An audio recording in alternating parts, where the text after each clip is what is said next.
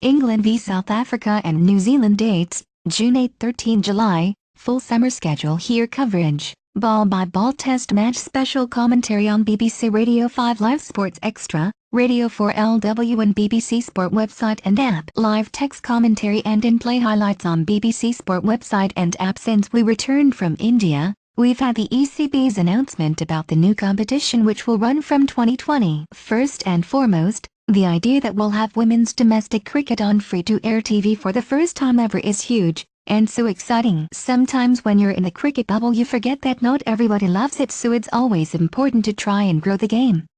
We do need to broaden cricket's fan base as well. I'm sure it will be a brilliant spectacle and I hope it is a great success. It does mean the end of the Kia Super League, and obviously 2020 international cricket is huge in the women's game, so we need to make sure that from 2020 the structure below the new competition is right.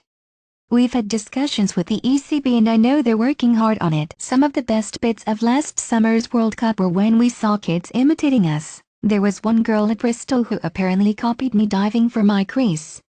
So I really love the idea of kids seeing us on free-to-air TV and giving it a go. Learning in India. England finished as runners-up in their 2020 Tri-Series against Australia and India. Our trip to India in March and April was really interesting. Despite us not getting the results we would have wanted, we took a young and inexperienced side in order to give opportunities to a few of the younger players coming through, alongside getting some much-needed T20 preparation with the ICC Women's World T20 coming up in November in the West Indies. Some of the T20 cricket we played to chase down some decent scores, including a record 198 against India, showed a glimpse of how good we can be in the shortest format.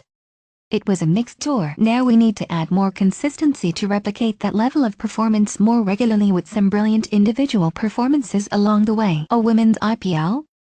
Danny Wyatt hit her second 2020 international century in India, and returned to play in the women's exhibition match in Mumbai. India is a brilliant place to tour. It's a unique experience and the passion for cricket that the people have there is second to none. The following and the profile women's cricket has in India has boomed since I last visited, mainly due to the team's success at last year's ICC Women's World Cup. We had some okay crowds at some of our games out there, but I'd love to see the games promoted more and put in prime viewing slots. With the right support, I've no doubt the women's game will blow up even more out there. Last month's IPL trial match is a good sign that more is being invested into the game in India, and it was great to see Danny Wyatt and Donny Hazel involved from an English point of view. It will be interesting to see what happens next. Listen, women's IPL must start small. NZ captain Bates keeping Wisden a secret. Cypher, Shrubsole and Knight follow in the footsteps of Claire Taylor and Charlotte Edwardson being named in the Wisden 5. The news was revealed during the India trip that myself, Anya Shrubsole and Nat Cypher had each been named as one of Wisden's 5 cricketers of the year. For me, it was a very proud moment and I was delighted to be named alongside Nat and Anya. Considering there have only previously been 2 women on the list, to have 3 of the team make the 5 this year shows the impact that last summer's World Cup win had. We actually found out over 6 months ago when we were all in Australia. That's a long time to keep the lips sealed.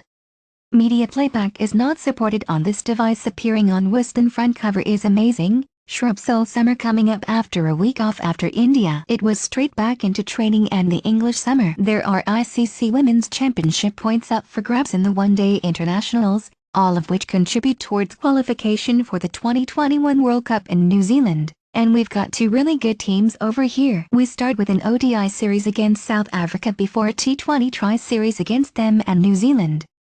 During that series each team will, on one occasion, play 2 games in a day. It means the fans will get double for their money, so it's exciting. But it will be interesting to see how achy we are afterwards. It's our first run out on home soil since that infamous day at Lord's last year and we want to take that momentum and run with it. We'd love to see some big crowds at our games again this year and get people talking about us. England Women's International Summer ODI Series v South Africa, Worcester, June 8th, Hove, June 12th, Canterbury, June 15th, T20 Tri-Series VSA and NZ, Taunton, Bristol and Chelmsford, June 1st. 20 July ODI Series v New Zealand, Headingley, July 7th, Derby, June 10th, Leicester, June 13th. Full summer schedule coverage, Ball by Ball Test Match Special Commentary on BBC Radio 5 Live Sports Extra. Live text commentary and in-play highlights on BBC Sport website and app, Radio 4LW and BBC Sport website and app.